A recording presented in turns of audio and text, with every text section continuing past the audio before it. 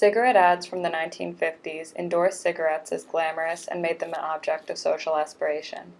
Consumers positively respond to visual images and messages of cigarette advertisements. Advertisers cleverly present images of smoking that downplay health concerns and instead associate smoking with positive attributes such as beauty and youth. The majority of advertisements depict positive, healthy, attractive people engaged in social activities or other personal achievements.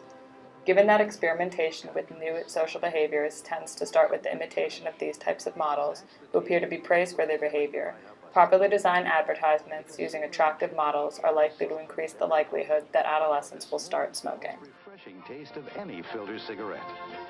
So wherever you are, take a puff. Anti-smoking ads graphically depict the health risks of smoking, such as lung cancer and heart attacks.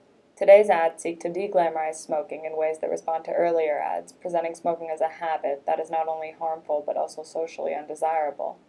Cigarettes are the most heavily promoted product in the country. California anti-smoking ads, for example, target impotence in men, de-glamorizing smoking in a way that rejects earlier depictions of smoking as manly. In contrast, New York ads will typically have a man dying of emphysema.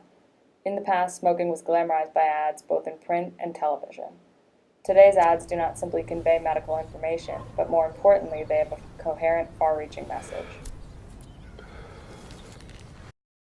Anti-smoking advertisements perceived as being most effective, particularly by adolescents, were those that conveyed strong negative emotions, such as fear, and that evoked serious messages about the permanent and long-term health consequences of smoking. Advertisements with messages conveying information about severe negative consequences of tobacco use tend to have an extremely negative emotional tone. Invoking emotion can increase the effectiveness of advertising. Emotionally stimulating advertisements have been proven to be better perceived by consumers. Negative effects evoked by anti-smoking advertisements may be impactful because they increase perceptions of threat severity and threat vulnerability related to smoking, while simultaneously reducing any perceived benefits. Anti-smoking advertising campaigns that emphasize the negative physical consequences of smoking, such as lung cancer, a deteriorating cardiovascular system, and increased antigen reactivity, were perceived as being extremely effective in terms of persuading smokers to quit or non-smokers to never start smoking. Most fear appeal models encompass a physical threat, and most anti-smoking advertisements utilize long-term health fear appeals rather than short-term cosmetic fear appeals.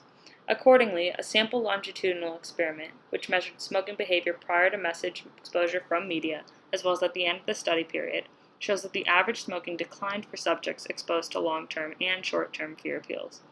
Interestingly, short-term cosmetic fear appeals were more effective for men, whereas long-term health fear appeals were more effective for women. However, the debate regarding which method is more effective in terms of reducing overall adolescent smoking will continue. The type of medium used to reach the respective target audiences can impact the delivery of these messages, as well as how responsive the audience is to the persuasiveness of the delivery.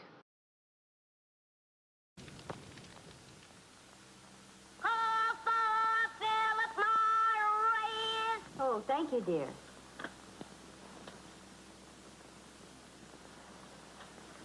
Hey, the last one. You better get another pack. Okay.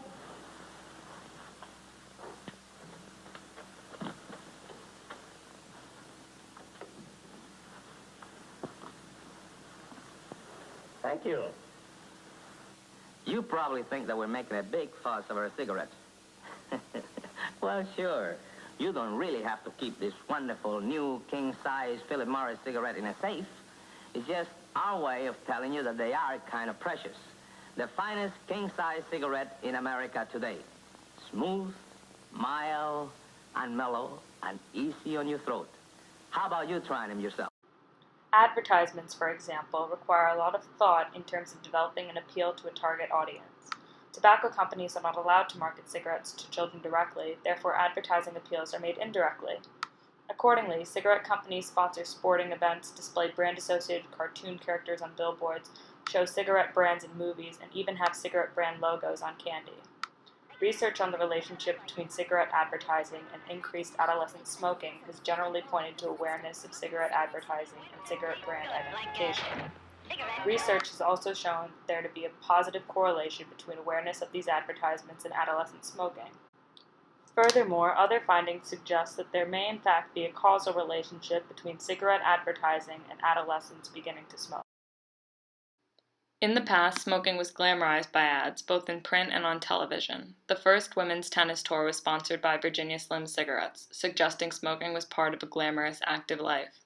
Philip Morris integrated print advertising into the Virginia Slims Women's Legends Tennis Tour sponsorship to associate the Virginia Slims brand with legendary women's tennis stars. In the U.S., tobacco advertising on billboards was banned in April of 1999.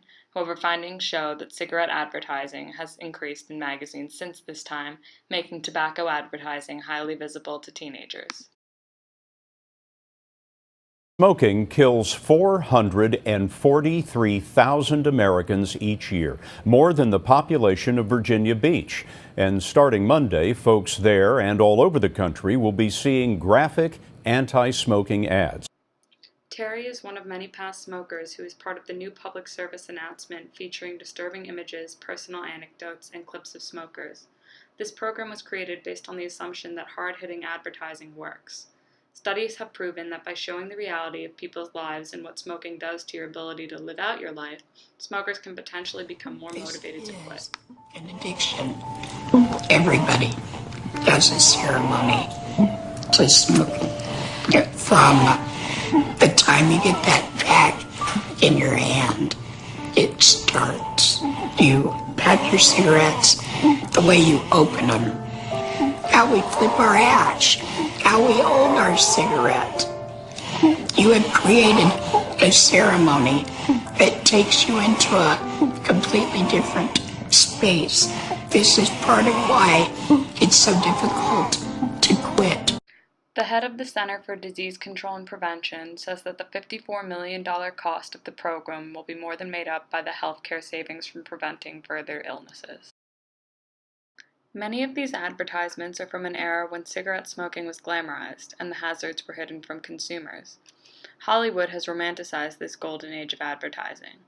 On the television show Mad Men, ad executives argued over how to handle the hazards of smoking, but in real life, judging from these ads, it wasn't a huge problem. In the 1950s, pseudo-doctors would indicate that cigarette smoking was actually good for your health, claiming that cigarettes were a nationalistic item and kept people fit. Everyone from athletes to celebrities to ordinary people hawk tobacco. Recent studies have shown that the context of a television show can provide a social context for cigarettes, and the product, as a result, adds to the social atmosphere of the show. Through cultivation analysis, George Gerbner explored television's independent contribution to consumers' understanding of social reality. The central idea of Gerbner's claim revolved around the argument that those who spend more time watching television are more likely to perceive the real world in ways that reflect the messages and ideas of the television world, and as a result, the audience may develop something of mean world syndrome. Cognitive dissonance theory focuses on the opposite relationships between a person's cognitions. In the case of smoking, a smoker may believe that smoking causes cancer, however they still choose to smoke. As a result, this smoker tries to avoid dissonance by either adding a new consonant cognition by creating a reason to smoke, or this smoker tries to minimize dissonant cognitions by decreasing their belief of their personal threat vulnerability. Protection motivation theory refers to the combination of threat appraisal and coping appraisal. These two aspects then branch off into four components: threat severity, threat vulnerability, response efficacy, and self-efficacy. In regard to anti-smoking campaigns, fear appeals are commonly used as catalysts to change smoking behavior. This process involves making the smoker aware of the potential risks, making them aware of how susceptible they are to these risks, and then giving them the resources and confidence to try and quit. The elaboration likelihood model analyzes the two routes to persuasion, central and peripheral. The central route involves invoking the receiver's thoughtful consideration of issue-relevant material. Marketers attempt to go through the central route by making the media message relevant to the consumer. In short, they want the consumer to identify with the ad. In the 1950s, cigarette companies would glamorize the tobacco industry by presenting smoking as a socially desirable and attractive act. Currently, the anti-smoking advertisements promote smoking as undesirable, deadly, and disgusting. In both instances, the advertisements are trying to indicate that you are prone to these effects if you smoke.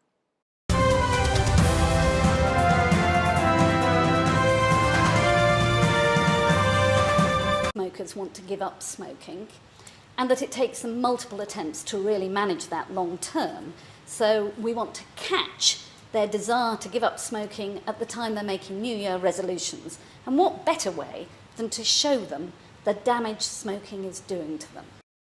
The Center for Disease Control and Prevention reports that just around 3,000 adolescents take up the habit of smoking every single day.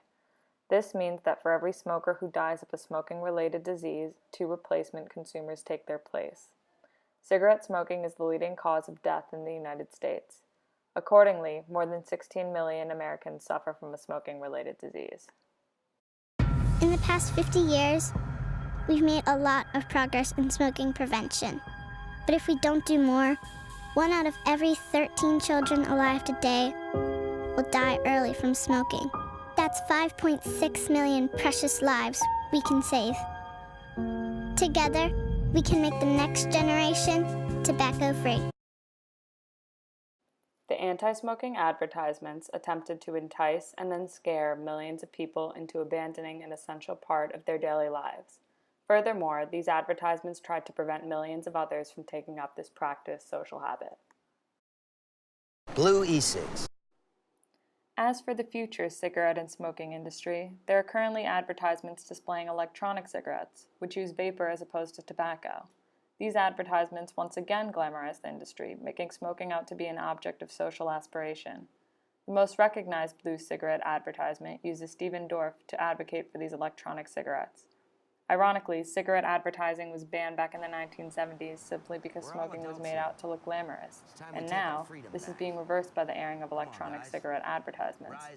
Looking at advertisements from the 1950s and the campaigns from today, we can see the ways in which cigarette advertising has both changed and yet remained the same. These electronic cigarette advertisements are a perfect example of the way in which the media still portrays an image of glamour via these ads.